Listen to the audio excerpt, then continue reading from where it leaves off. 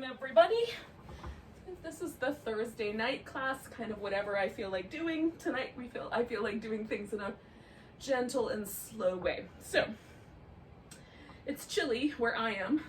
In fact, I was hearing the sound of what I perceived as ice crystals pelting onto the windows. I might be wrong, but that's what it sounded like. And as such, I have two blankets. I have a thinner blanket and one that's a little bit fluffier, so that I can, if I want to, cover up my feet or cover up my shoulders to stay warm. I have a couple of yoga blocks. I have a strap, and I have a pillow. I also, I have like a couple little throw pillows and access to some other soft things. So that's sort of basically what you should use to set yourself up. Something to protect you from the floor, whether it's a yoga mat or a rug or whatever, doesn't matter. For years I practiced without a yoga mat. In fact, when they first got really big on the market, I was very skeptical. Now I like my little magic carpet, but in any case, you can practice on a rug or whatever is a comfortable space. But if you have really hard floor surface or cold, it's nice to have something down on the floor, get a couple of things to cover with, get a couple of things that you can like stick under a knee or put under your head if you want to have a little bit more support under your head, or extend the length of your arm as the strap is designed to do. So gather those things around you. And then we're going to start with a seated meditation practice. If you would prefer, you can lay down. We're going to do that after. And one of the things I find helpful with seated meditation is either to sit up on the edge of a blanket, or I'm going to tonight sit on the edge of a pillow. So I'm going to put my pillow down and sit up on it. A little bit farther away from the credenza. Having the hips a little bit higher than the knees is helpful. I also find it helpful to sort of slide forward a little bit, so it feels like your pelvis kind of finds a neutral position. So if it leans forward, it feels like you're gonna fall forward, that's too far. And if it leans backwards, try scooching just a little bit closer to the corner. You can, like pad up under your knee or anything like that. And you can cover, either like wrap yourself like in a shawl, or just cover up, the places that might get chilly, like your feet.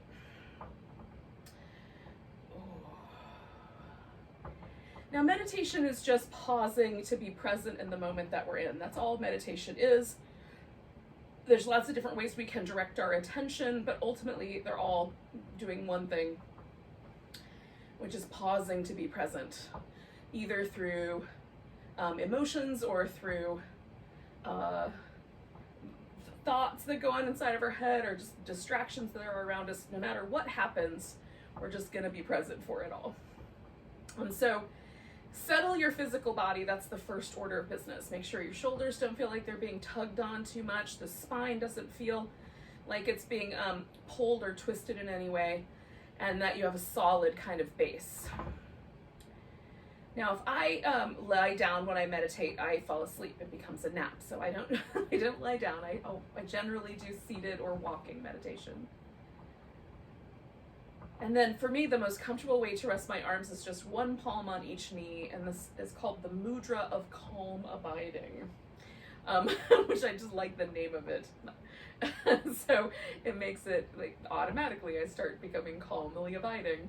But you could do palms up if you want. That's a little spicier, so it keeps me more awake. Or you could put one palm inside the other, kind of rest them in the center. I like that one too. That's my second favorite. If we're gonna make a list.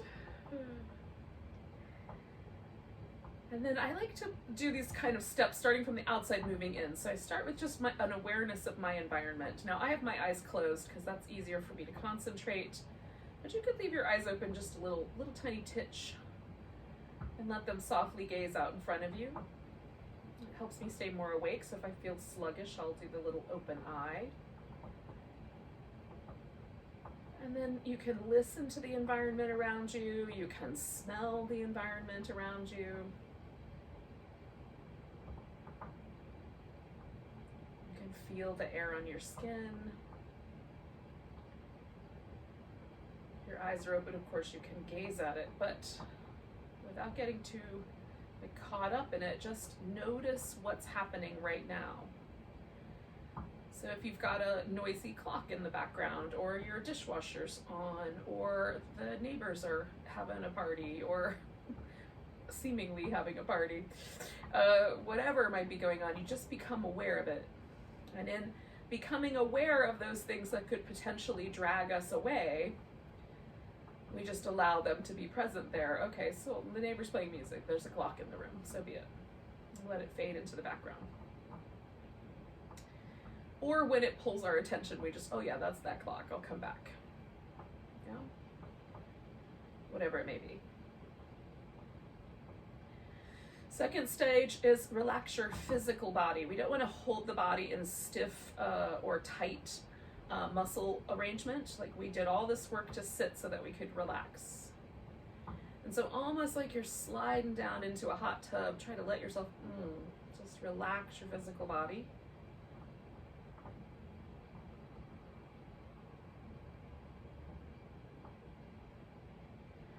And I always come back to certain spots. So relaxing the eyes, relaxing my jaw and lips, relaxing across the front of my chest and my upper back,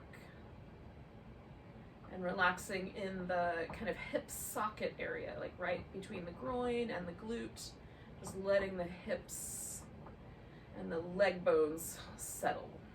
And those are my go-to places. If I'm gonna carry tension, that's where it's gonna live.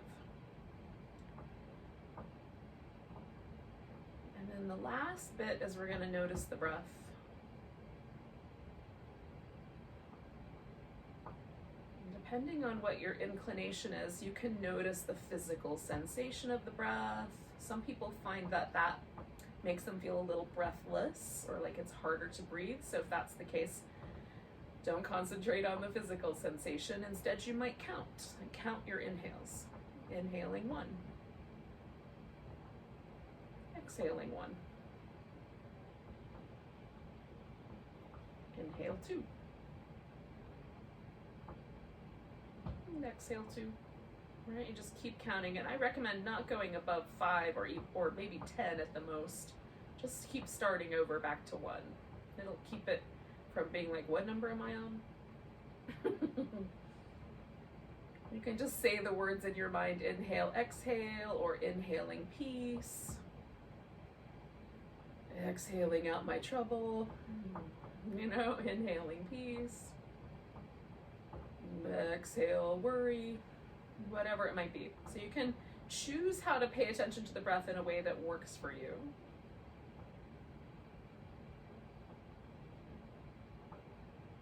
And we're just going to stay put for about another couple of 2 minutes or so.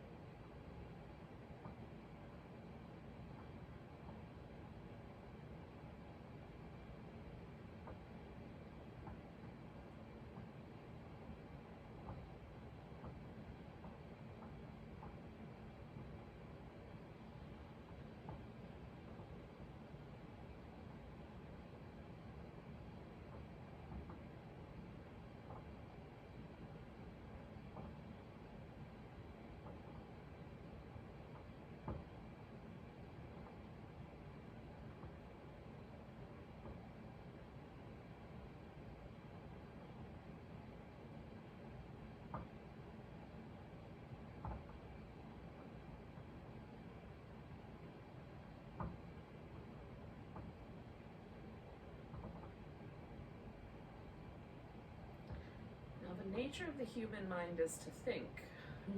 It's to project itself forward, project itself backward, notice things. Attempts to quiet the mind can be a little bit tricky. We're going to try for about 30 more seconds.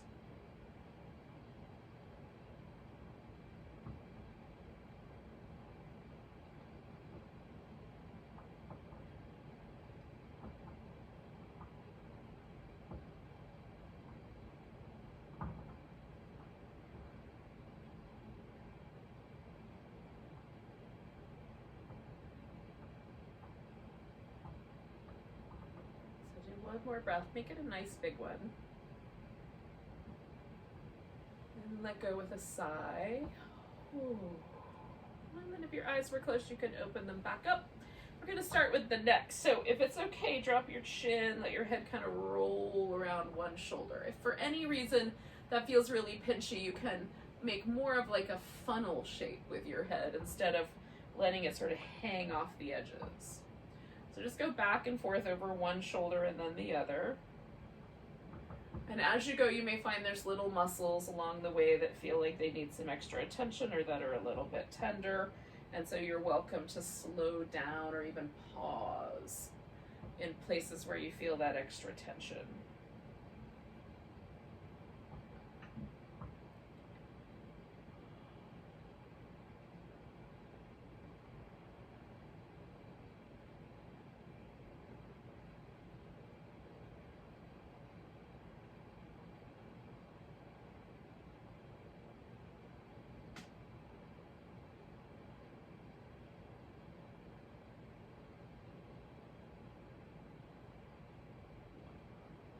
Now I'm going to do one more set around the left and then around the right, and then I'm going to come back to the middle.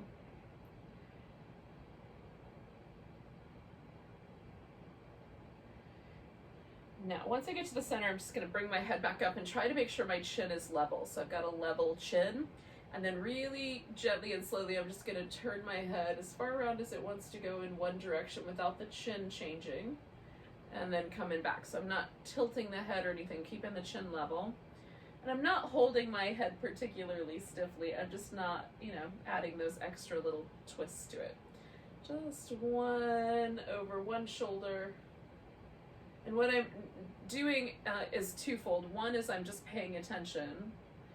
And two is I'm testing out to see if there are particularly tight or sensitive places that I might want to just be nice to tonight. Often when I've had a headache for most of the day, I have a lot of tension kind of that resides in the neck and the back of my head. So I'm just noticing those things. And you might have just spent the day at a computer or something, and this is helpful for that reason. Okay, so I'm going to bring my head back to the center and then doing some shoulder circles here.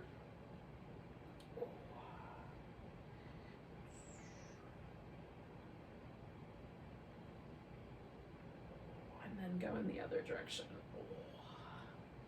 Now I want to keep working with my shoulders a little bit, but I'm gonna do some of the things I like to do lying down. So after you have done your a satisfactory number of little shoulder circles and lifted your shoulders and moved them around a little bit, join me and we'll recline. And if you want a little pillow or something like that under your head, you can set yourself up with that along the way. Now, while I'm kind of moving, I'm just going to make sure I can reach my strap, because I'll use that in a bit. Oh. Okay. Ooh.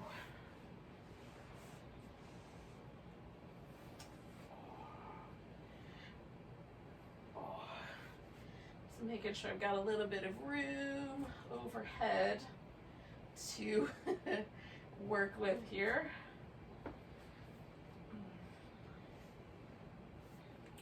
Now the first thing I'm going to do is I'm just going to work with my right arm, and I'm going to lift it up and kind of give it a shake.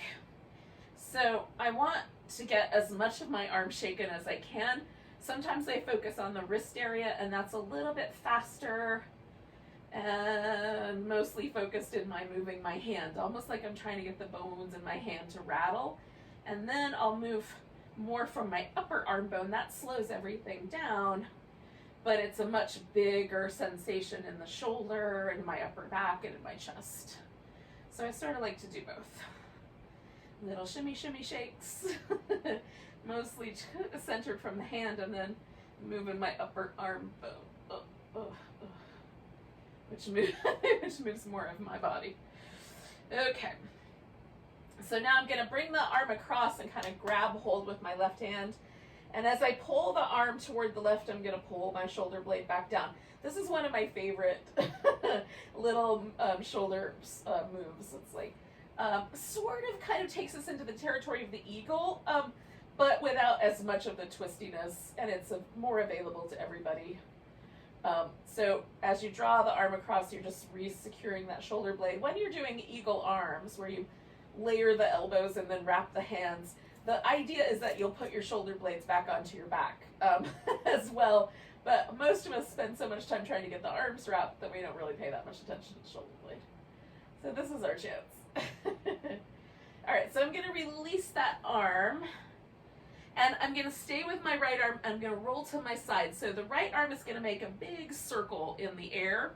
And again, it can be more like a funnel, or it can be more of a flat circle. It will just depend on how it feels in your shoulder. Now, I need a pillow for my head. And I need enough room that I can take my arm all the way around. So I don't want to smack the furniture. And I find sometimes as I go, my arm will extend a little further, and then I just curl my fingers in if I happen to not have judged that correctly. So as I stretch through the arm, I'm reaching, and if I find any spots that feel like I'm cutting off nerves, or I'm getting a little numbness or tingling, then I'm going to come a little higher the next time I come around. Okay? So I'm going to do 3 more of these little circles.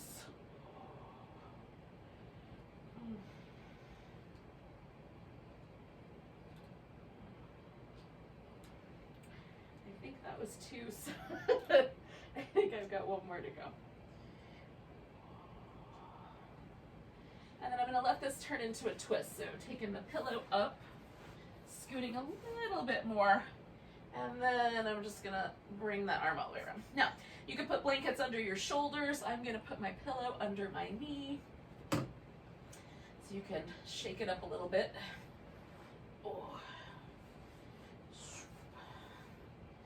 Okay, and then extending out through my arm, I like to get to this chest muscle, this big pectoralis muscle that sort of stitches to the front of the breastbone right there with the tendon, and then goes all the way across the whole front of the rib cage and attaches to the arm bone. Way up high, close to the joint, but still to the arm bone. And then there's another little muscle that stitches onto the side of the ribs and attaches through to the shoulder blade, the inside. There's a little knob on the inside of the shoulder blade that it's so stitches onto, connects to.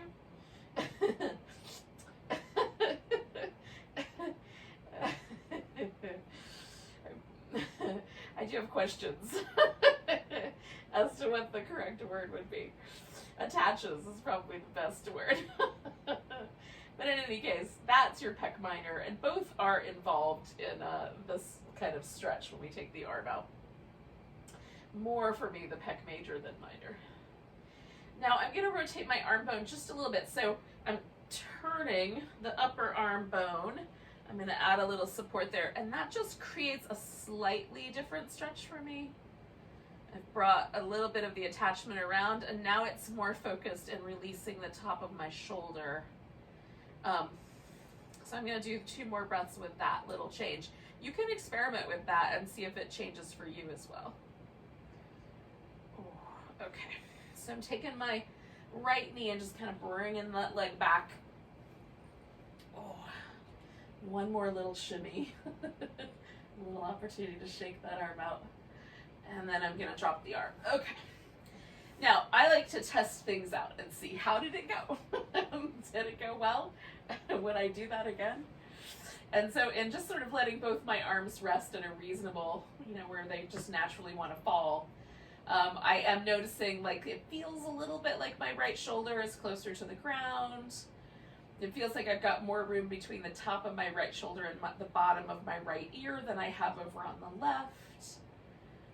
It feels like my right arm is maybe a tiny bit longer than the left, although not a great deal. But there is a sense of kind of softening there, and I find it pleasant. So if there's anything on the side of your neck or in your chest or in the shoulder that feels unpleasant, then when you do the next side, we're going to pay extra attention to any place that feels like, maybe last time we were like, oh, it's kind of uncomfortable but not a big deal. But now we'll not go for even that little bit of discomfort and see if it makes a difference. All right, so left arm, starting with the shake. So I'm going to start with the hand-oriented shake, which is just me flapping my hand around mostly, trying to get the bones to rattle. I like the idea that I can make my own bones rattle. And then the bigger motion of the upper arm.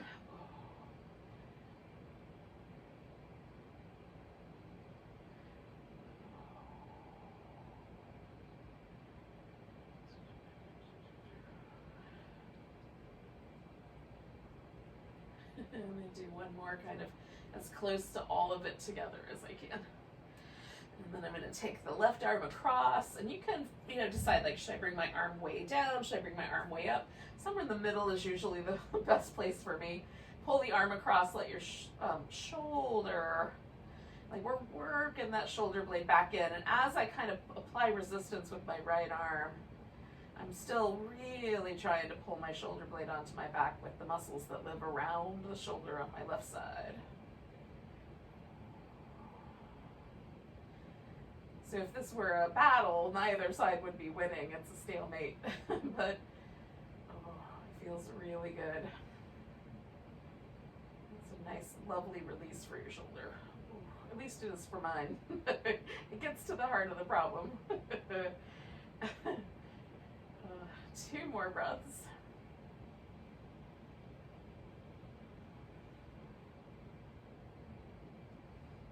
Oh, and then I'm going to let that guy go.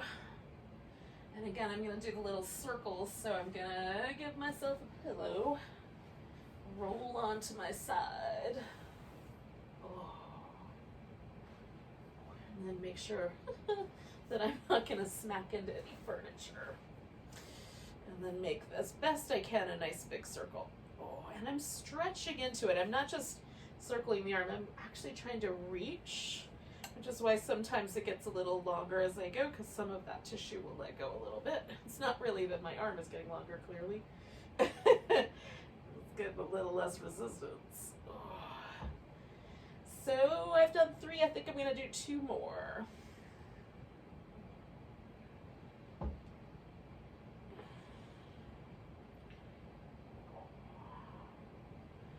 All right, and then I'm going to let this turn me into a twist. So I'm going to take that arm with me as I go. Add support as you like. Oh, I always like. Oh. And then I'm letting that chest muscle, the big one mostly, but also some other little, you can feel other little things happening. And right now my arm is rotated slightly. So the elbow is moving toward the floor, and that's how I'm starting this. And then I'll rotate the opposite direction, so I'm almost trying to rotate my elbow up for the last couple of breaths. That's an awkward position for me to hold for very long, so I do it just for a short period of time.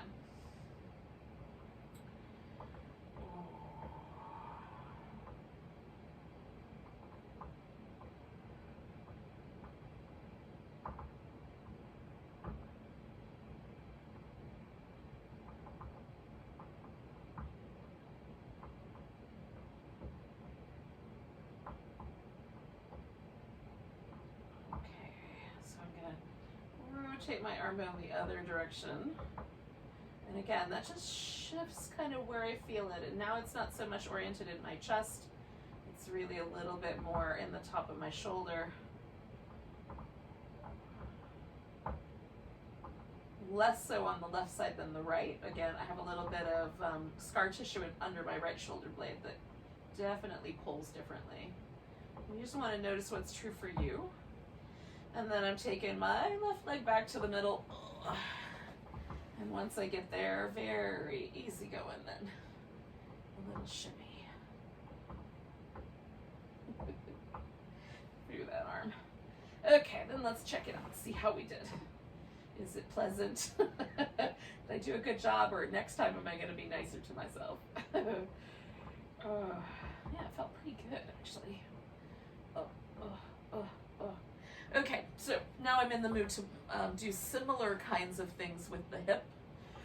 So I'm going to start with these little psoas release movements.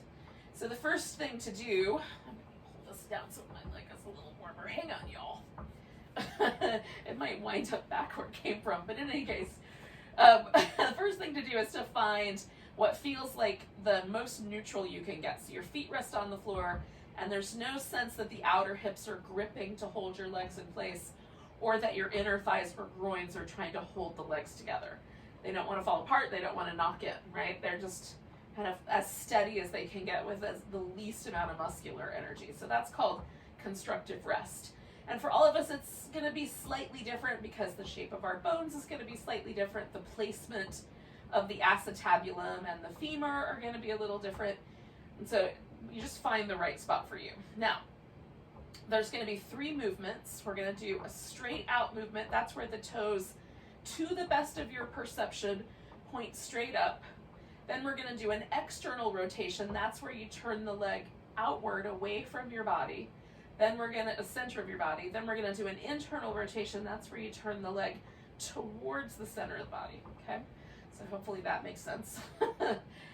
And we're going to do that as we move the leg. And you want to try to move as smooth as you can. If your mat is really, really sticky, just do your best to make it as smooth a glide as you can get. You can be on a carpeted surface or use a little towel or even put a sock on if that's helpful. Okay. So I'm going to start with the right side since that's where I started with the shoulder. So I'm going to take the right toes up off the floor. So the only thing touching the ground is like the barest bit of the back of my heel. And then I'm going to glide my leg out as smooth as I can. When I get it all the way out straight, I'm stretching through the whole body. And I want to feel that stretch through the front of my hip, maybe even all the way up to like the lowest rib in the back. Okay. Then gliding it back into place and pause. Just give it that little pause to relax. Then glide it out. We're going to do 3 of each. And glide it back. I might have said that, but I wasn't sure. Pause. Right. Toes up, glide out. And come back and pause. Now, if for any reason the next movements do anything to your knee that cause trouble, just do that same movement again. So we're going to go out, rotate the whole leg so it points again externally, and then stretch. Draw the leg back. Your knee is going to go out like a little butterfly wing, and then you're going to bring it back and pause. Glide out. Rotate outward, draw it in, bring it back, pause. Toes up, glide outward, rotate out, bring it back, rotate back, pause. Now we're going to do the internal rotation, glide out. This for me is a smaller range of motion. I can just barely turn that whole leg in, glide in, come back, pause. Glide out, rotate in and stretch, glide back, go back to neutral, pause. One more time. Right there, rotate when you get to the end, stretch, come back, back to neutral, pause. So sometimes I can feel like a really interesting sensation in the joint itself.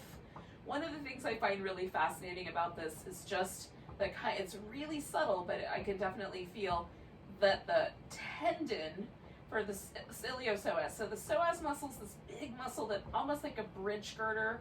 It lives underneath all of our internal organs near the spine and the ribs, and it comes down like that, on each side. And then there's a big muscle here in the belly of the hip called the iliacus that fills up. It's almost like shaped like a fan, and it fills this whole bowl of the pelvis on both sides. And those 2 muscles together come into one ribbon of connective tissue that goes over the front of the pubic bone, like slightly, towards the hip socket, and everybody's is in a slightly different place. So for me, mine is almost exactly in the center on either side. So if I put my thumb right on top, like my hip socket's right over on this side just a little bit, just to the inside of that is where that tendon lives.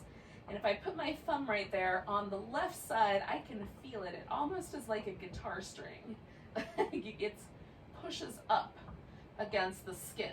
Whereas on the right side right now, I have to dig in there. If I dig in there, I can find it, but there's no push. There's nothing that's pushing up against my skin in that area until I get down, you know, where I am almost on the bone. Then I can feel that tendon. So there's a little difference. So what I like is that super simple movement has created a situation where all that's happened is it's just receded just a little bit. Just release some of the pressure off the hip flexor. See if it's true for you. Might not be. Well, let's try the left side. See if it makes a difference on that side. So toes up, glide out. Oh, stretch when you get there because we're trying to pull that whole length of muscle that starts way up here in the low back. And then we're gonna glide back. Oop, have to jump over the edge of my mat. And then pause. And again, just do the best you can to glide. If the glide gets a little off track, you just do your best. Stretch out, glide back, pause. And the pause I find is really helpful because it releases any tension before I start stretching out again. So stretch, glide back. Like sometimes you have to kind of, you know, lift your foot up a little bit to glide back. So this allows it to sort of relax. Okay, so now we're gonna do the external rotation, gliding out, rotating outward, pulling it back in, and then bringing it around, pause. Glide out, stretch, rotate, stretch, glide back in, pause. One more time.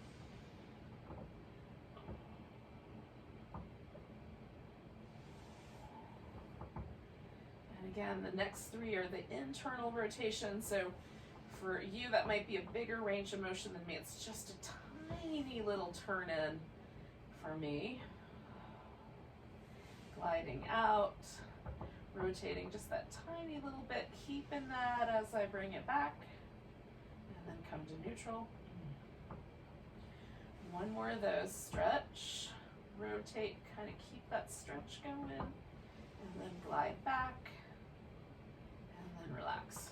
How's it? Now, if I put my thumb right where that was before, where I could play that guitar string, now I don't feel that tendon pushing up against my skin at all. Again, I have to kind of dig in there, and if I do, then I feel the tendon up against the bone. But it's definitely changed. So that was what convinced me, that because there's not a lot of sensation in that area that I noticed the difference on, but just that one little subtle place convinced me that that was worth my time. Check it out for you. Maybe you keep that in your arsenal and you do it every day. Okay. So before we leave here, we're gonna stretch the hamstrings and the inner thigh. So I'm gonna start with my leg up here on top. I've just crossed my knees over each other, kind of put one knee up over the other thigh. And then I'm going back and forth a little bit. I don't know why I love this, but I do. I may one day tire of it, but not right now. I like the exploration of, like, when I go this way, I can pretty much drop everything to the floor. There's very little resistance. But as I go this way with that leg up on top, I can feel my external hip rotators. These little tiny muscles that live up under the glute, kind of in that area. Become very aware of them. It also drags me down my mat a little bit, and that's kind of entertaining. All right, so I'm gonna do the hamstrings on this right leg. So I've got my strap handy. If you want, you can make a really big loop. I'm gonna make this loop a little tighter so it stays on my foot a little better. And then I'm gonna put the strap underneath my upper back. Now, if your strap isn't long enough for that, just hold on to it, because I'm gonna hold on to it as well. But that just gives me a little backup. I have to hold this tight. Okay, so the trick to this is start with your leg kind of far enough away that you don't really feel much of a stretch, wherever that is for you. And then slowly, with your leg as straight as you can keep it, start bringing the leg in, and when you find the point where you feel a stretch, stop right there. And then just relax. So trying to bring your leg in too far or bending the knee so you can bring the leg in closer, for me at least, feels like there's more pressure at the attachment point. But if I just stop where I first feel it, then it's just right.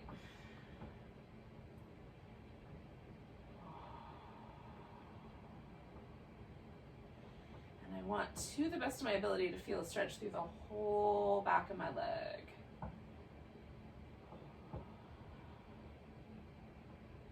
So I'm kind of pulling my toes down and pushing my heel out. So I get a little bit more in the calf muscles. Sometimes that feels really spicy to me. Sometimes I like it spicy, sometimes not.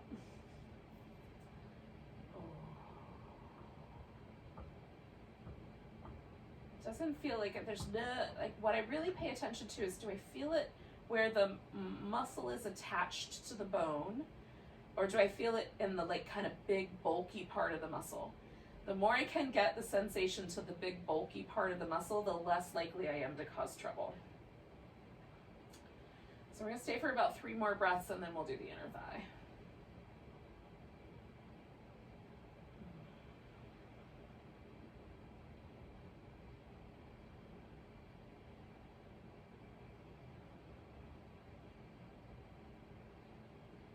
Okay, so we're going to take the leg out to the side. Now, again, we're going to go just to the point where you feel a sensation. So for me, it helps to sort of have a support underneath the edge of the hip right there, so that when I drop my leg out, there's something that kind of helps hold me right at the point where I like the stretch to stop. And you can have something like, you can put your leg out on the couch, or you can lean your leg into a wall. On the other side, I'll wind up having my leg on this cool credenza. But and that's a way to kind of keep yourself a little bit more stable. And on the inner thigh for me, I do not find the same thing is true in terms of bending the knee. Bending the knee does not, on the inner thigh, shift more of the stretch to the attachment points. In some cases, it takes it away from there and puts it in the middle of the muscle. So you can experiment with bent knee and straight leg no matter what. Just find out what's true for your body, because we're all built mostly the same, but entirely different when you get to the details. In big swoops, we're all the same. You know, generally speaking, there's definitely always exceptions to rules.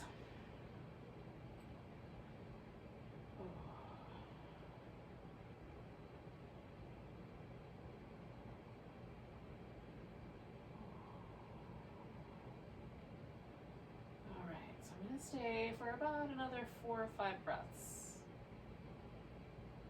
I found a nice place. Hang out with the nice place.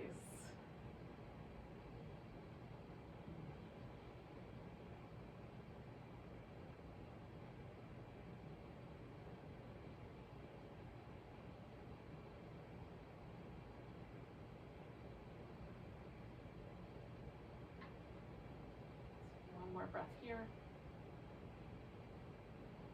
I'm going to come back to the middle. So I bent my knee just a little bit, so it's, oh, I can get that strap off there. I hugged it up on my foot pretty tight. Now, getting rid of all the props and just taking that leg out and kind of moving it through that external rotation, internal rotation, but as a shimmy, just kind of shaking it through that whole rotation from the hip. I'm using these muscles up here to move the leg, not the ankle. Although you can try that. That might be fun too. All right, now coming back to the center and just feeling how it, does it feel good? Is there anything that feels tender? Anything I want to change up when I come around to the other side? So I'm going to put my left leg up on top, and again, I've just got my legs as close together as they're willing to get. And then I'm going to rock back and forth.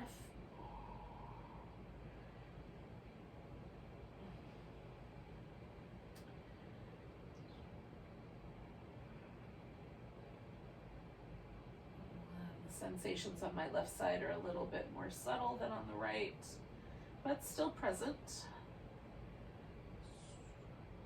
I'm going to have to scooch back up. I'm going to do one more of these.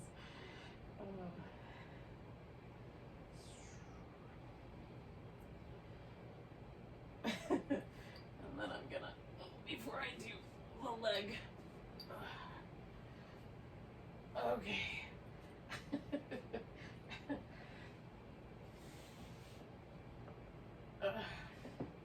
Alrighty, I've got to lasso my left foot here.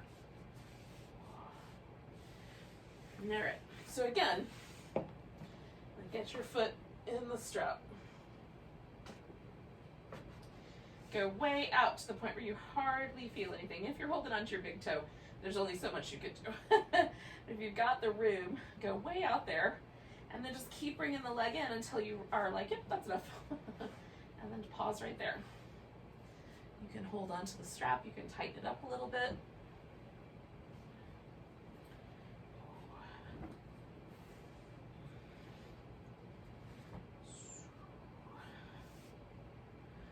Again, I'm aiming for a kind of sense that I feel that all the way through my whole leg. And I like just a little bit, usually a little bit more of a focus in the calf muscles.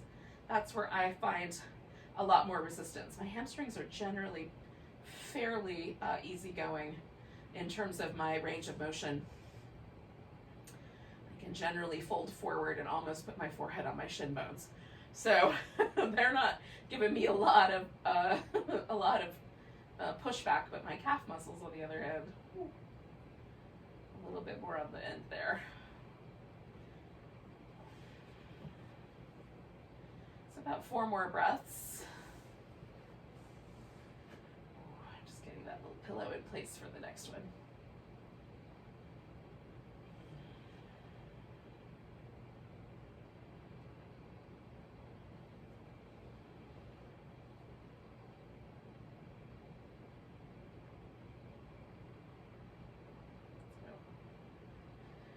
Take a nice big breath, and then take the leg out to the side, trying to avoid running into anything sharp.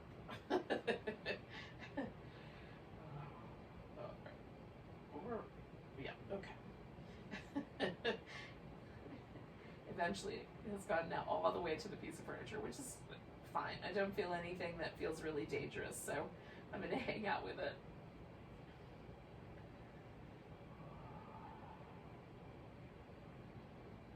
You can be more active in the leg that you're not using, or you can have that leg be a little bit more relaxed. It's really just a personal preference.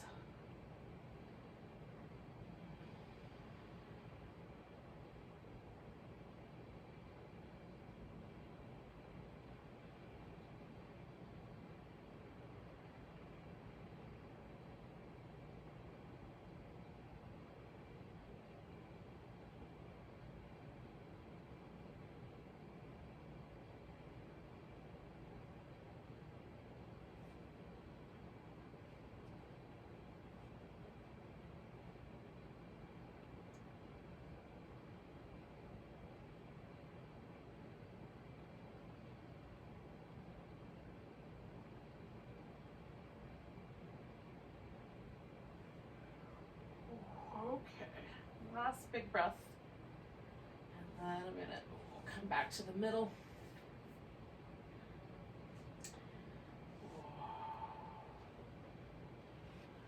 All right, so that is what we're gonna do laying on our back. So the next part of this whole thing is gonna be doing some stuff seated. So you can take all the time you need. I'm gonna give myself a nice big stretch. I was gonna do some housekeeping here and roll this strap up, but I might give up.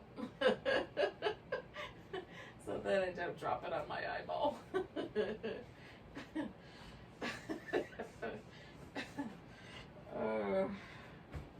Sometimes I have to question my own motivations. Oh. Now, once you come up to a seated position, we're gonna do some things for our hips. So if you have a notion of, oh, I know that I'm gonna want some pillows or blankets for that, then get those things. I know I want a yoga block, and I know I want a blanket. So I have those 2 things handy. Now you might wanna, again, sit up on the edge of a blanket, so you could do that. So we're gonna start with one leg on top of the other, and I'm gonna take the left one and bring it up on top of the right one. And you can bring the knees over top of each other. You can bring the shins on top of each other. I do the shins and then I take my ankle joint and just slide it forward onto the yoga block so that it doesn't poke me. But I like the thighs to be pretty close together. I want a square or bordering on a triangle. Based on the shape of your hips, you'll find one that's the right shape for you. Now you can also just sit cross-legged with one leg in front. And that will work too. For some of us, that will work best. You may find it's best if you lean back a little bit. That's going to give you the right amount of sensation. If you sit up tall, or if you lean forward, so you can kind of see where you should place your torso in relationship to what your legs are up to. Ooh.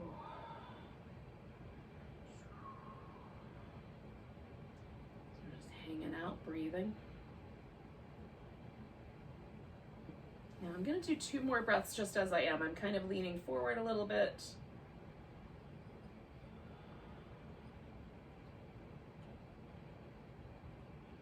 Now without changing much, I'm going to sit up a little taller and turn towards my left side. So I'm just adding a little bit of a twist.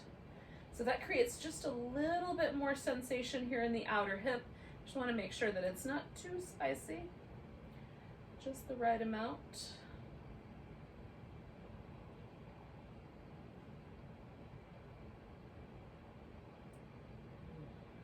If it doesn't feel good to twist, skip that part. Do the parts you like and leave the parts you don't. It's a yoga buffet. Trying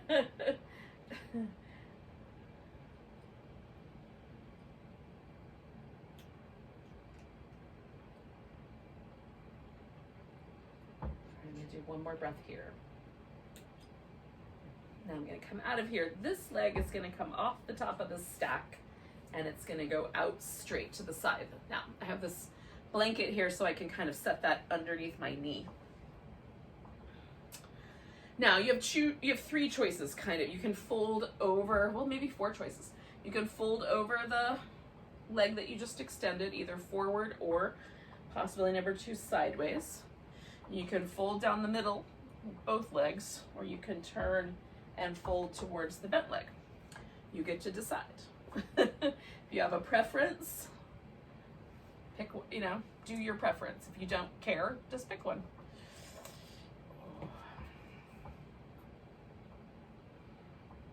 I'm going for the middle tonight. It's kind of feeling like the best invitation lives here. And I just like to test it all out and see like, yeah, I like that way. I like that one. Because some days I feel a little differently about this. And then while I'm hanging out here, I'm just noticing the details. So like there's a little bit of a sense that my breath is coming and going from my lower back. How much pressure do I want there? If I want less pressure there, I can lift my heart up a little bit or back off the forward bend. If I want a little bit more of a sense of something happening, I don't know if more is ever a good idea, but, but if you did, you could try folding a little further forward. The right side and the left side are slightly asymmetrical, so I'm just noticing and paying attention to the details on that. So I'm not going too far because one side feels better than the other.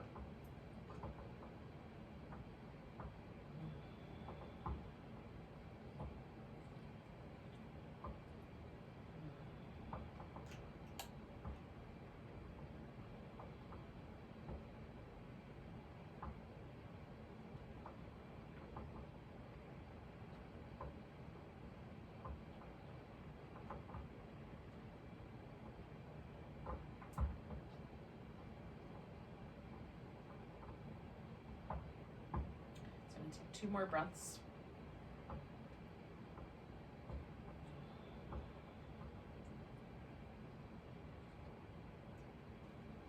And inhale your way up. Lean back a bit. Unwind your legs. Oh. And then we're just gonna give that a little shimmy, shimmy, shimmy. Oh. I'm not quite ready to do the other side just yet, but I am going to get my legs a little bit closer to in place. So I'm going to put the left one in place and see, do I want to add an extra bit of blanket to the side? Sometimes it feels better to have more blanketiness. Sometimes less.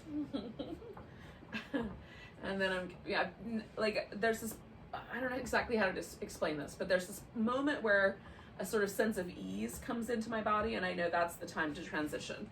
So that came along just before there, just as I was describing it. Ugh. And so now I'm going to bring the leg around.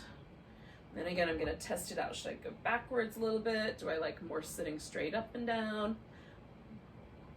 Do I like it leaning forward a little bit tonight? Is there a sweet spot?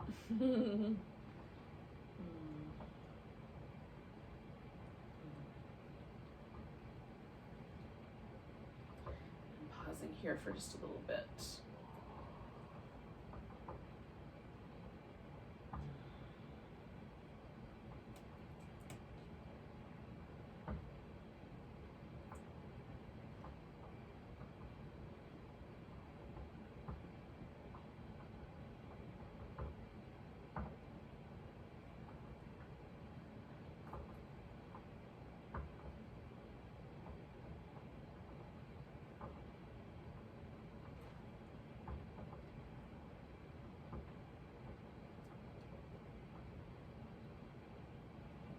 Okay, so I'm going to sit up tall and twist around the other direction.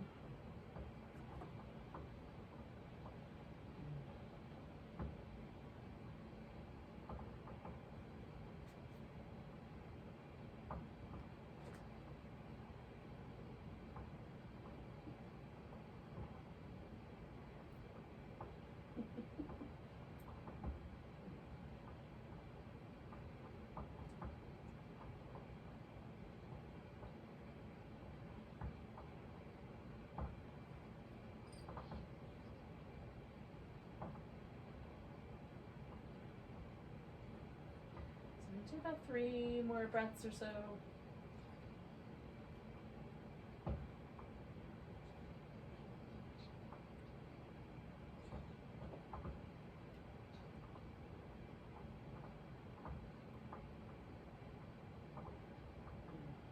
Come around. This leg is gonna come out straight. Oh. And again, I'm going straight down the middle because that's what I chose last time. But you can shake it up. Maybe you want to do something a little bit more like you just want to orient yourself over the left leg or something like that. You can do whatever you want. This is the great part about yoga. You get to decide. There might be consequences to the choices, but that's fun too. Just don't be too pushy. See what happens.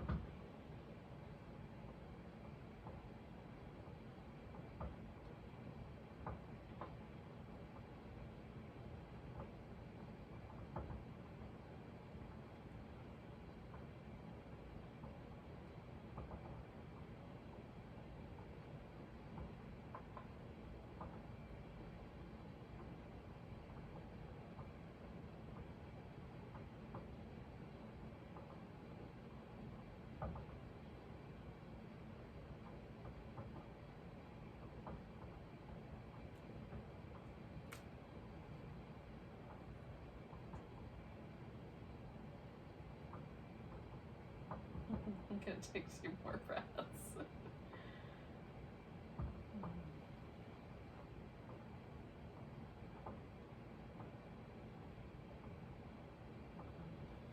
coming out of there. I'm gonna lean back and unputzel. Oh. Now, because I had some asymmetry, I want to come back to some symmetry.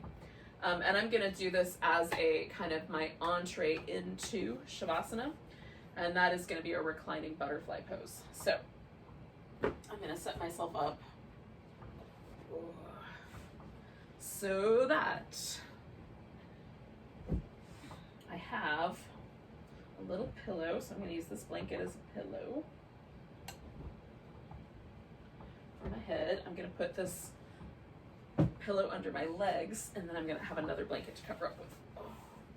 So, feet together, knees open. Now, if you would rather, you could do this as a forward bend instead of lying down. Just feels like a nice kind of place to begin. And I might wind up just staying here for a full relaxation, or probably more likely, I will straighten my legs out in a few moments. But for now, it's sort of a nice place to land.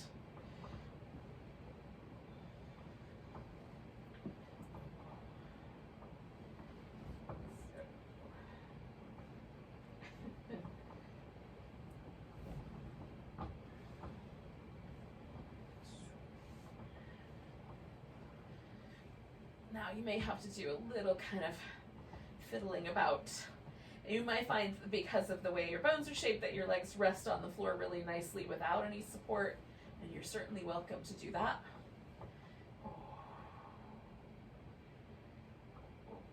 Snuggling my shoulder blades down my back a bit.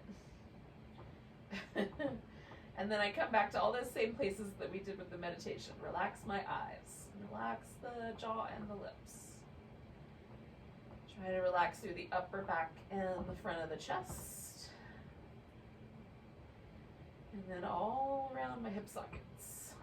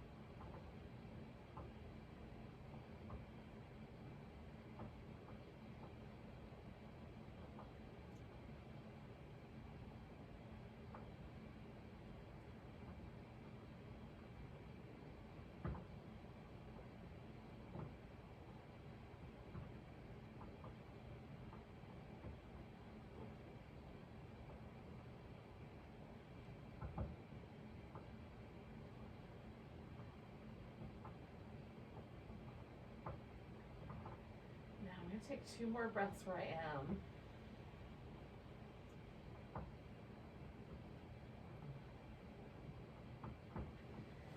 And then I'm just going to bring my knees together. Do a little windshield vibriness. And then I'm going to straighten the legs all the way out. If I can.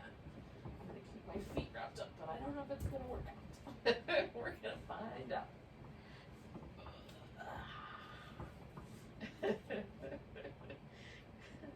Success is mine. And then I'm just going to come back to that sense of letting go and relaxing for a few more minutes.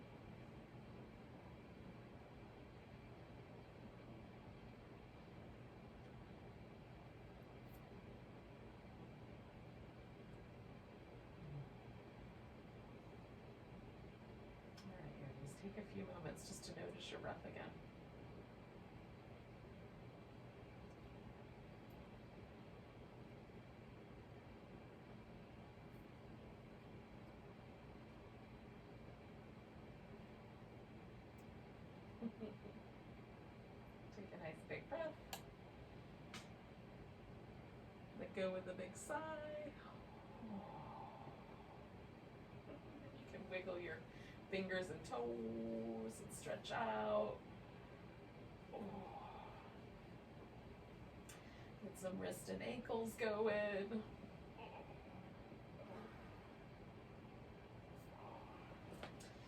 And then eventually we'll sit ourselves up one way or another. So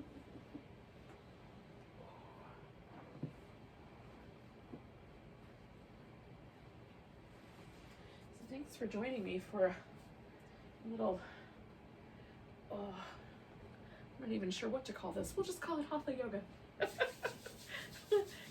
That's the name I've given it since nothing else fits. Take a big breath. And a sigh. Namaste, yogis.